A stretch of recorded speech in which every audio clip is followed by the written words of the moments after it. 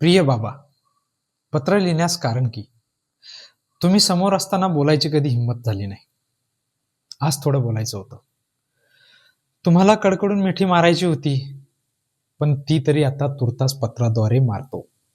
कारण तुमच्या लपलेल्या प्रेमाला मला तुमच्यासाठी बोलायचं होतं. कधीच नाही ना बोललो आपण असं. होय, कारण बापाच्या दराऱ्यापुढे त्यांना कधी मिठी मारून बोलताच आलं नाही की आमचं तुमच्यावर किती प्रेम आहे. आणि त्यांची किंमत या शब्दात नाही तर कोणत्या तराजूतही मोजता येणार नाही. होय, आठवतात मला ते लहानपणीचे दिवस, जेव्हा तुम्ही तालुक्याला जायचा आणि मी दरवाजावर बसून तुम्ही कधी येणार याची वाट बघायचो आणि तुम्ही खाऊ घेऊन कधी यायचे. दिवसेंदिवस मोठे होणारे आम्ही थकत असलेल्या तुमच्या चेहऱ्याकडे बघत आहे. कारण आपल्याकडे कधी बापाला मिठी मारून प्रेम व्यक्त करण्याची पद्धतच नाही ना, म्हणून हिंमत करून पत्राद्वारे प्रेम व्यक्त करतो.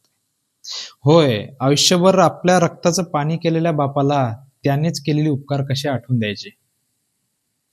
दिवसेंदिवस फाटका सदरा आणि झिजवलेल्या चपला, सदऱ्याला ठिगळं मारून जगलेल्या बापाने त्याच्या लेकराला ताठ मानेने जगायला शिकवले. कधी त्याला पण वाटलं असेल की आपल्या लेकराने कधी प्रेमाने म्हणावं की बाबा माझं तुमच्यावर किती प्रेम आहे. होय ना, बरोबर ना?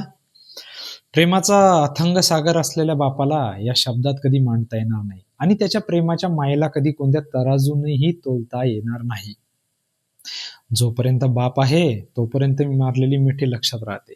म्हणून बाबा, तुमच्या अस्तित्वाने आयुष्यात मला जगायला शिकवलंय आणि पुन्हा एकदा या बाप या शब्दाने चालायला शिकवले.